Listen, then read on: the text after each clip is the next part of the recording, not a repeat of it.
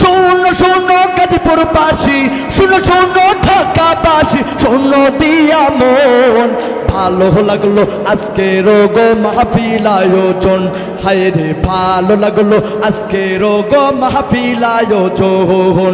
আজকের মাহফিলে আনে হলো মুসলমান সবাই, সবার গলায় মদিনার কালিমা গো ভাই, কথা বলেন ঠিক কিনা?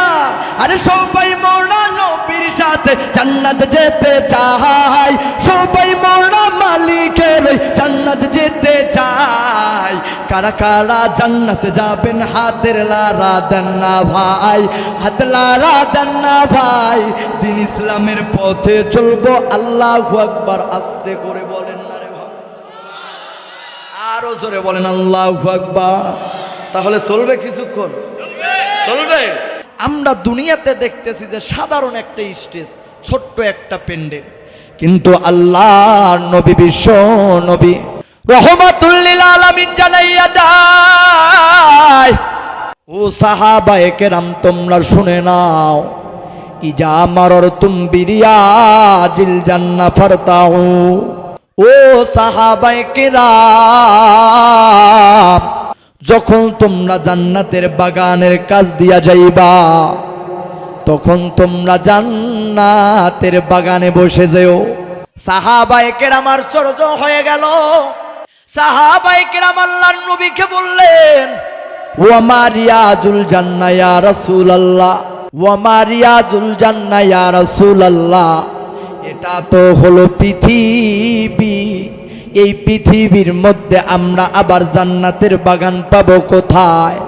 জান্নাত আর জাহান্নাম হইল আখিরাতের বিষয়। কাল কিয়ামতের ময়দানে যেই সমস্ত বান্দারা নেকি লইয়া হাজির হবে, তাদের জন্য বরাদ্দ থাকবে, তাদের জন্য আল্লাহ তাআলার কাছ থেকে, পার্লামেন্টে থেকে, মহান রব্বে কাবার পক্ষ থেকে বাজেট হইল জান্নাত। আর যেই সমস্ত বান্দারা গুনাহ লইয়া যাইব, তাদের জন্য বরাদ্দ হইল জাহান্নাম। অতএব নবী গো, এই দুনিয়ার মধ্যে না না জান্নাতের বাগান পাবো কোথায়?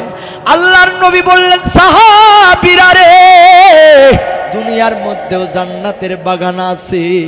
কিলা ঘিলা কুজ জিক্রি, যেই মজলিসের ভিতরে আল্লাহ তাআলার জিকির করা হয়, যেই মজলিসের ভিতরে আল্লাহ তাআলার প্রশংসা করা হয়, যেই মজলিসের ভিতরে রব্বে কাবার নামে জিকির করা হয়, যেই মজলিসের ভিতরে আল্লাহ তাআলার নবীর উপরে দরুদ প্রেরণ করা হয়, জান্নাত জাহান্নাম আল্লাহ তাআলার ভয় সম্পর্কে আলোচনা করা হয়, ও সাহাবীরা, এই মজলিসটা হইল জান্নাতের বাগান।